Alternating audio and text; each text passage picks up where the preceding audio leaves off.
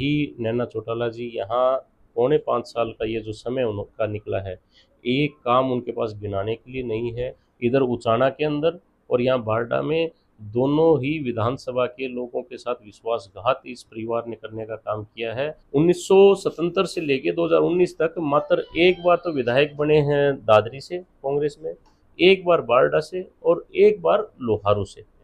यहाँ लगातार हमने जो नहरों के अंदर पानी जो पहुंचाने का काम किया है, यहाँ के लोगों की फसलों की खरीद अच्छी हमने की है। नमस्कार, मैं हूं आपका दोस्त विनोद शर्मा। फिलहाल मैं नांधा गांव में बैठा हूं। यहां से हम सतनाली की तरफ जा रहे थे, कुछ गाड़ियों का काफिला, और अंदर लोगों की सुगबुगाहट आवाज मुझे सुनाई दी तो हम लोग रुके। हमें कौतूहल का वजह जो है आज की पता चला कि सुखविंदर सिंह मांडी यहाँ आए हुए हैं। सुखविंदर सिंह मांडी को 2014 से आप जानने लगे हैं। हालांकि इनका परिवार राजनीति में कई वर्षों से सक्रिय है, दादाजी से लेकर इनके चाचा जी की बात करें, लेकिन इनका एक अलग ही ओरा था। लोग जो युवा इनके साथ जुड़े 2014 में, और सबसे युवा विधायक बने तब ये, जब सदन में पहुंचे। लोगों का प्यार, जुड़ाव, और उसकी वजह एक आपको बता दूं, फिलहाल भी इस बैठक में हम बैठे हैं, हालांकि हुक्का नहीं है, ये बड़ी अच्छी बात भी है। हुक्का कुछ लोग मानते हैं कि पंचायती चीज है, लेकिन यहाँ नहीं है, तो मुझे अच्छा लग रहा है। दिखा दें एक बार स्क्रीन पर। यहाँ कम से कम 50 लोग बैठे होंगे, बाहर तक लोग खड़े हैं। और सुखविंदर मांडी के बारे में मैंने ये चर्चा, आज पहली बार मैं इनका इंटरव्यू कर रहा हूँ, ये जरूर सुना है मैंने कि हमेशा लोगों के बीच में जाते हैं, युवाओं की इनकी टोली है और बुजुर्गों के बीच में बैठते हैं हमेशा। आज दोपहर का समय है, उस वक्त बैठे मिले हैं। सुखविंदर जी, क्या माहौल है? चुनाव का वक्त चल रहा है, आप अक्सर लोगों के बीच रहते हैं, आज भी लोगों के बीच हैं। देखिए विनोद जी, भाजपा की जो वर्किंग है वो 24x7 है। 24 घंटे सातों दिन चुनावी मोड में रहते हैं। और अभी तो चुनाव की आचार संहिता है, चुनाव आयोग ने भी तारीखें घोषित कर दी है। 25 तारीख को हमारे हरियाणा प्रदेश की 10 लोकसभा सीटों के लिए चुनाव होना है। तो जब भाजपा के कार्यकर्ता होने के नाते हम हमेशा उसी प्रकार से कि कैसे ज़्यादा से ज़्यादा लोगों के संपर्क हम स्थापित कर पाएँ और जो हमारा एक दायरा है उसको निरंतर कैसे बढ़ाते रहें, इसके ऊपर हमारी वर्किंग चलती है। अभी चुनाव का माहौल है, तो इस चुनाव के माहौल में भी, क्योंकि अब जो खेत में, क्योंकि हमारा सारा ये ग्रामीण क्षेत्र है बारडा, और खेत क्यार में काम करने वाला व्यक्ति भी आज पूरी तरह से फ्री है, कटाई वगैरह करके दाने दूने बेच के आपका जो उसने काम जचाने थे वो जचा लिए, अब वो भी फ्री है। और हमें भी एक मौका मिलता है कि लोगों के बीच में जाके और बैठें, पार्टी की जो रीति नीति है उसको बताएं। लोग अच्छे से सुन भी रहे हैं, अच्छे से अपने विचार भी लोग रख रहे हैं। देखिए, एक स्वस्थ लोकतंत्र की ये परंपरा रही है कि जो भी कैंडिडेट होते हैं और जो कैंडिडेट के सहयोगी होते हैं, वो चाहे बेशक किसी भी दल के हों, वो लोगों के बीच में जाते हैं, अपनी बात को रखते हैं और सामने से लोग भी उस बात के ऊपर रिएक्ट करें, ये बहुत आवश्यक होता है। तो बहुत अच्छा एक माहौल हमें देखने को मिल रहा है, लोगों के बीच में जा रहे हैं। तो नरेंद्र मोदी जी के जो 10 साल की जो योजनाएं रही हैं, चाहे वो खेत क्यार से लेकर आपके व्यापारी तक, मजदूर तक, या हमारी जो मातृशक्ति जो आदि आबादी देश की है उन तक जो योजनाएं हैं, हरियाणा प्रदेश के भी बहुत सारे मुद्दों की लोग चर्चा करते हैं, चाहे वो बिना पर्ची खर्ची की नौकरी की बात हो। जिस क्षेत्र में आप बैठे हैं, यहाँ लगातार हमने जो नहरों के अंदर पानी जो पहुंचाने का काम किया है, यहाँ के लोगों की फसलों की खरीद अच्छी हमने की है। बाजरे की यहाँ बुआई होती है, बड़ा क्षेत्र है ये, राजस्थान के साथ लगता हुआ बॉर्डर का एरिया है। तो यहाँ बाजरे के जो बहाव हमने दिए हैं और एक एक दाने को खरीदा है। तो अलग अलग प्रकार की बातें हैं, बहुत सारे मुद्दे भी हैं, तो उन मुद्दों को लेकर चर्चा भी करते हैं और बहुत अच्छे माहौल में ये चर्चाएं होती है।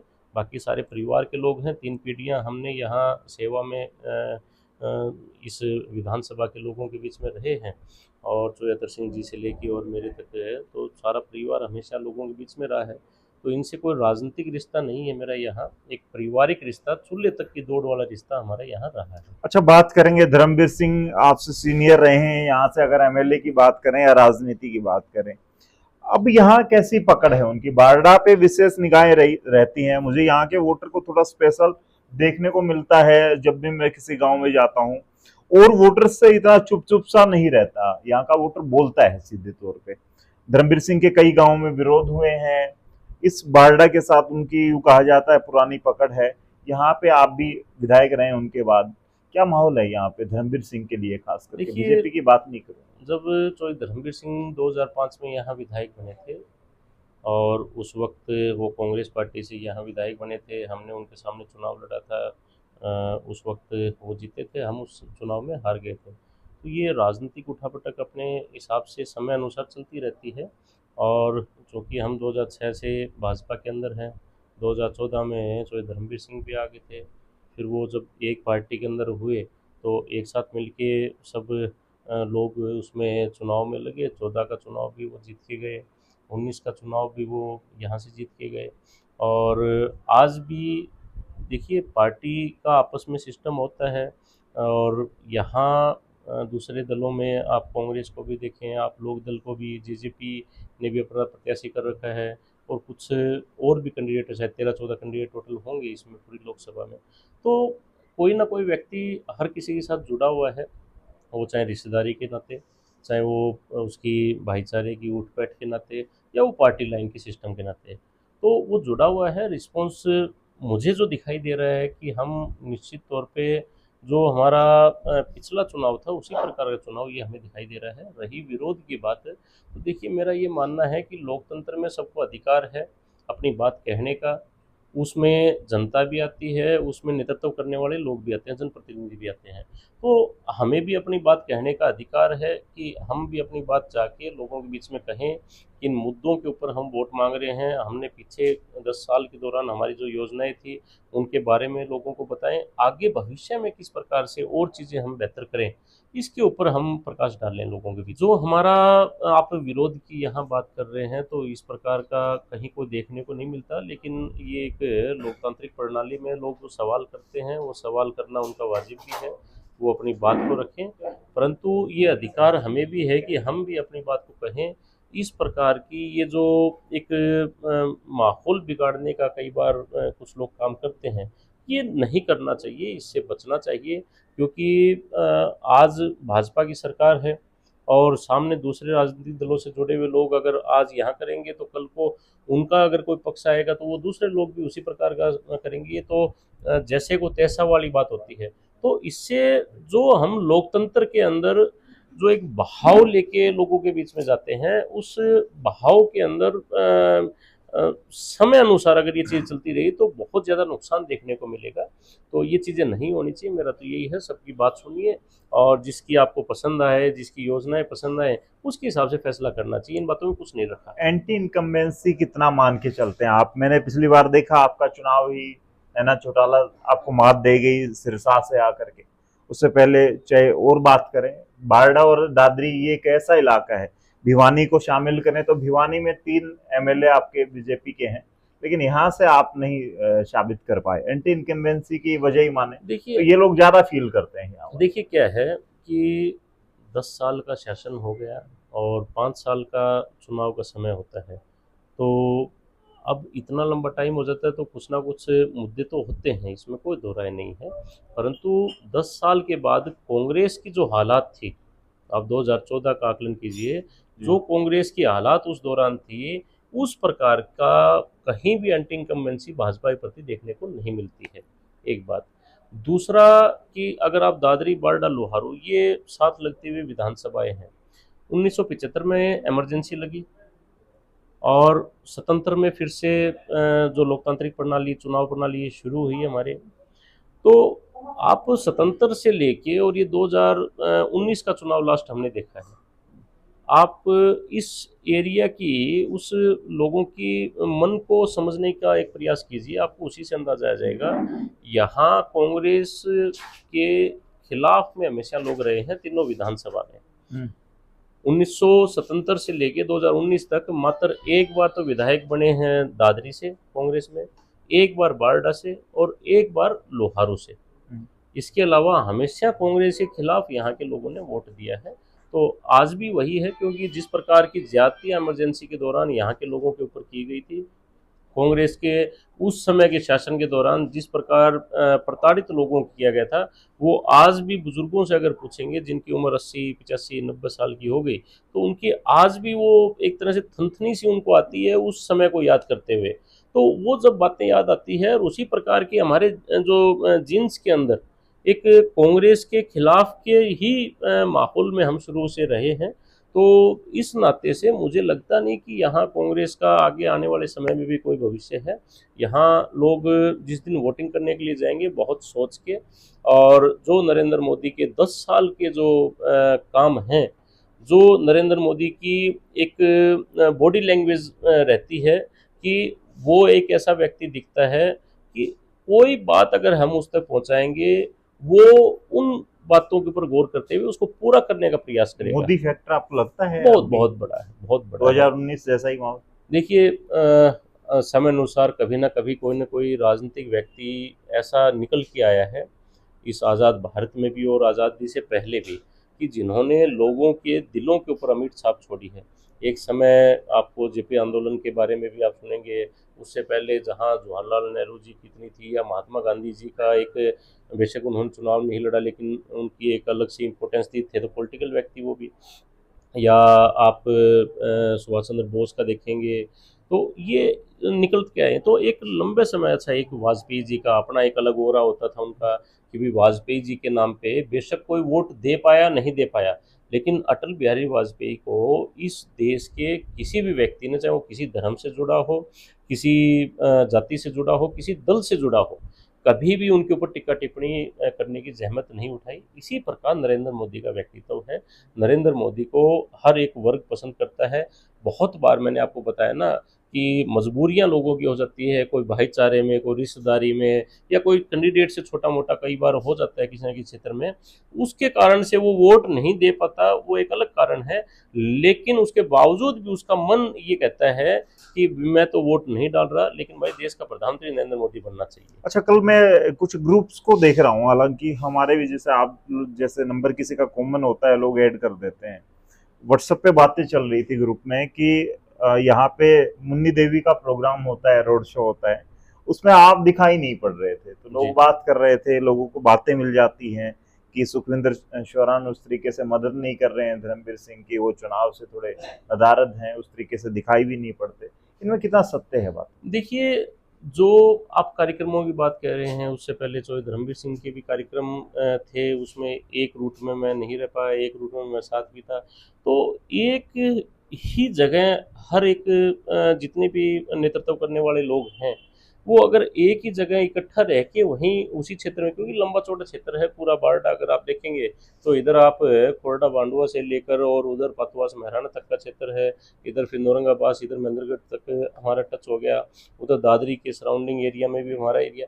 तो एक ही जगह पे अगर एक समय में सब लोग वहीं अगर समय लगाएंगे, तो बाकी का जो क्षेत्र है वहाँ तक आप अपनी पहुँच नहीं कर पाएंगे। लगातार लोगों के बीच में है, और इस तरह की सिर्फ ये जो विपक्ष के लोग हैं, जिनको अगर कोई मुद्दा नहीं मिलता तो इस तरह की बातों को जोड़ने का प्रयास करते हैं।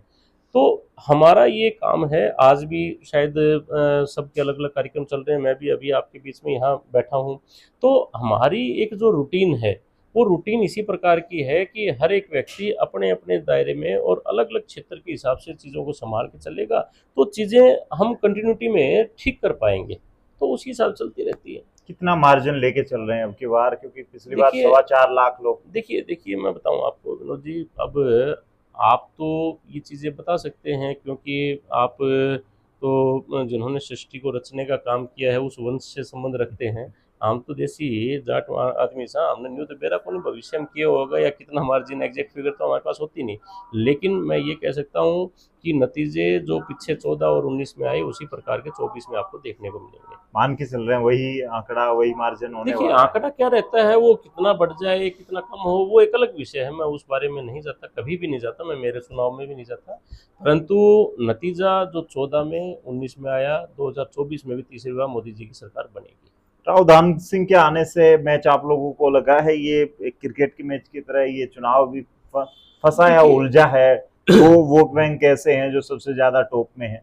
और उन वोट बैंक को इधर उधर देखा जा रहा है? देखिए, हर चुनाव के अपने समीकरण होते हैं, और ये ज़रूर है कि जब कोई एक नया कैंडिडेट निकल के आता है तो थोड़ा-सा उसमें लोगों की सोच में अंतर आता है, थोड़ा चुनाव के तौर तरीकों में परिवर्तन होता है, क्योंकि पुराने कैंडिडेट जो होते हैं वो सारे देखे वाले होते हैं।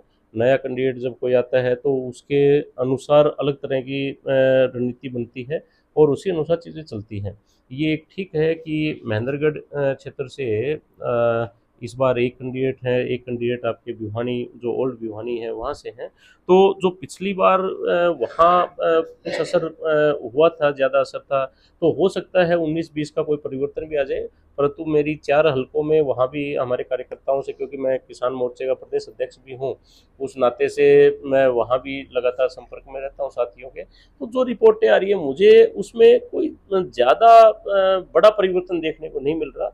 उसी प्रकार लोगों की भावनाएं हैं कि हमने नरेंद्र मोदी को देखना है, हमने भारतीय जनता पार्टी को देखना है, और जो 10 साल के दौरान पर्ची और खर्ची वाला जो सिस्टम है उसको बंद किया। आज जिस महेंद्रगढ़ की हम बात करते हैं, उस महेंद्रगढ़ के अंदर टेल तक पानी, क्योंकि वहाँ टेल का किसान है, और टेल तक पानी पहुँचाने का हमने काम किया। आज उनकी खरीद अच्छी होती है, पीने पानी की हमने समुचित व्यवस्थाएं की है, आज सड़कों से उनको जोड़ा है। तो हर एक व्यक्ति को डायरेक्ट या इनडायरेक्ट फायदा पहुंचाने का हमने काम किया है। तो आज बेशक से वो लोकल कैंडिडेट है, कई बार लोग बोल नहीं पाते उस लहजे में, 100 तरह का दबाव उनके ऊपर होता है। अगर आज मैं जिस गांव में, यहाँ नंदा गांव में बैठा हूँ, अगर इस गांव का कैंडिडेट भी होता तो शायद ये लोग भी उतना खुल के बात नहीं कर पाते। लोकल कैंडिडेट के प्रति हमेशा होती है, लेकिन वोट के अंदर मुझे लगता है कि वो पूरी तरह से भाजपा पक्ष में वोटिंग करेंगे और कांग्रेस को चोटिल करेंगे। लेकिन महेंद्रगढ़ का जिक्र किया आपने, दादरी, महेंद्रगढ़ और भिवानी के भी कुछ हिस्से बच्चे फौज की तैयारियां किया करते थे। आपने पानी टेल तक तो बता दिया, लेकिन अग्निवीर एक ऐसा मुद्दा है जिसको आप भुला नहीं सकते। देखिए, अग्निवीर ठीक कह रहे हैं आप। मैं भी आपके आने से पहले यहाँ हमारे जो ग्रामीण क्षेत्र के सब लोग हैं, बुजुर्ग बैठे हैं, इनसे चर्चा यही अग्निवीर की हमारी चल रही थी। देखिए, आप बदलते हुए समय के अनुसार और अपनी जो पुरानी चीज़ें हैं उसमें भी आपको परिवर्तन करना पड़ेगा। हम ये देखते हैं कि आज दूसरे देशों के हर एक परिवार से हर एक बच्चे को कुछ समय के लिए आर्मी की सेवाएं देनी पड़ती है, ताकि उसका मेंटली और फिजिकली उसको जो एक हम बच्चे का ओवरऑल अगर उसकी परफॉर्मेंस देखें तो वो बहुत अच्छी उसकी निकल के आए। और ये रिजल्ट भी है, जिसने आर्मी की ट्रेनिंग अगर ले रखी है तो उसकी पूरी जो सालाना दिनचर्या है, या जब तक वो आदमी खाट नहीं पकड़ता, मतलब बुजुर्ग हो गए, तब तक आप ये देखते होंगे सुबह उसका उठना, पूरे दिन के बोल चाल उसकी, लोगों के बीच में किस लहजे में बैठता है, तो उसका एक अलग परिवर्तन होता है। तो ये जो अग्निवीर का है, हो सकता है कि बहुत सारे लोग आज भी ग्रामीण परिवेश में इस बात को उस तरीके से समझ नहीं पाए हों, लेकिन 4 साल आप अपने बच्चे को घर पे रखते हैं और उसको घर पे रख के उसके ऊपर खर्चा भी लगाते हैं। इसकी बजाय अगर वो अग्निवीर की तरफ अगर बच्चा जाता है तो 4 साल में वो कुछ ना कुछ लेके आएगा। साथ में सरकार उसकी पढ़ाई का भी खर्चा उठाती है, जो उसने पढ़ना होता है, आगे कोई डिग्री लेनी होती है, उसमें से 25% के करीब जो वहीं फौज में जो बच्चे उसमें बेस्ट 25% होंगे तो उनको वहीं एडजस्ट किया जाता है। उसके बाद जो 75 बच के, हरियाणा सरकार ने भी ये कह दिया कि बाकी बचे हुए हरियाणा सरकार के जो होंगे उनको हम अपनी सरकारी योजनाओं के दौरान उस नौकरियों में यहाँ एडजस्टमेंट करेंगे। तो एक अच्छा है। हो सकता है इसमें भविष्य में अगर कुछ लोगों को इसमें समस्याएं आ रही हैं तो शायद उसके ऊपर नरेंद्र मोदी जी और जो सरकार ये नई गठित होगी तो उसमें हम उसी अनुसार परिवर्तन भी हम करेंगे। अच्छा, लास्ट सवाल आपसे कर लेता हूँ। यहाँ की स्थानीय विधायिका अगर बात करें, नैना चौटाला आज भी हैं, इससे पहले वो सिरसा के डोवाली से चुनाव लड़ती रही हैं, बाद में बारडा से जीत के विधायिका बनी है, वो हिसार में जाके वोट मांग रही हैं। क्या कहेंगे, क्या लगता है आपको? देखिए, बहुत स्पष्ट एक बात कह देता हूँ कि इस पूरे हरियाणा प्रदेश को जो ये लोकदल का जो एक परिवार था, जो देवीलाल जी ने अपने समय में लोगों से मिलकर काम किया, परंतु उसके बाद वाली जितनी पीढ़ियाँ आई, इन्होंने इस हरियाणा प्रदेश को सिर्फ लूटने का काम किया। और यही नैना चौटाला जी यहाँ पौने 5 साल का ये जो समय उनका निकला है, एक काम उनके पास गिनाने के लिए नहीं है। जो हमारे 2014 से 19 के बीच की घोषणाएं थी वो, इसके बाद हमने अगर अपनी तरफ से कोई भी, माननीय मुख्यमंत्री उस वक्त मनोहर लाल जी होते थे, तो उनको जो भी हमने दिया वही हमारी ही चीज़ों के ऊपर मोहर लगी या हमने काम किया। कभी उनकी तरफ से इस क्षेत्र के अंदर एक विकास के कोई बड़े प्रोजेक्ट जिससे यहाँ लोगों को रोज़गार मिलता है, इस तरह के नहीं लगाए गए। बल्कि उनके पास मौका ऐसा था, उनके बेटे डिप्टी सीएम थे और डिप्टी सीएम में भी उनके पास उद्योग का डिपार्टमेंट था।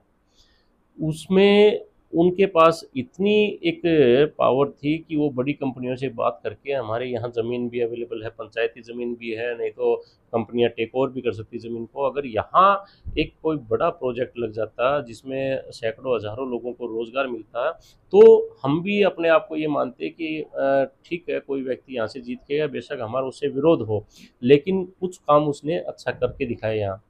तो इन्होंने इधर उचाना के अंदर और यहाँ बारडा में दोनों ही विधानसभा के लोगों के साथ विश्वासघात इस परिवार ने करने का काम किया है। और निसंदेह मैं ये तो नहीं बता सकता कि यहाँ मार्जिन कितना रहेगा, लेकिन ये ज़रूर एक भविष्यवाणी कर सकता हूँ कि इन लोगों का भविष्य इस जनता ने अंधकार में बनाने का काम किया है और ये आगे वाले समय में आपको देखने को मिलेगा। जी, तो फिलहाल ये थे सुखविंदर सिंह मांडी, किसान मोर्चा के अध्यक्ष हैं बीजेपी के। पूर्व में यहाँ से एमएलए रहे, आने वाले वक्त में तैयारियां कर रहे हैं। नैना चौटाला ने इन्हें पिछली बार इलेक्शन में मात दे दी थी, अब कहीं और वोट मांग रही हैं, वो हिसार लोकसभा से।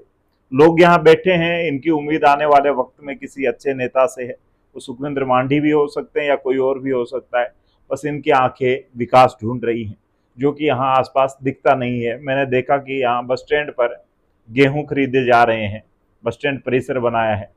तो बहुत सारी ऐसी चीजें हैं जो ये राजस्थान से सटे इलाके हैं, यहाँ पर जरूरतें हैं, लेकिन यहाँ पर सिर्फ वोटों का खेल होता है। कुछ अच्छे लोग हैं, वो चुनाव में मात खा जाते हैं, फिर उसके बाद 5 साल इंतजार करना पड़ता है। आप लोग तय करेंगे आने वाले वक्त का भविष्य। 2024 इलेक्शन यूँ कहा जाता है कि आपके लिए भविष्य तय करेगा, क्योंकि इसके बाद डिजिटल युग आ रहा है और दौर बदल रहा है। बहुत सारी बातें हैं जो कमेंट में लिख सकते हैं। इस वीडियो को शेयर करते हुए तब तक के लिए धन्यवाद। राम राम।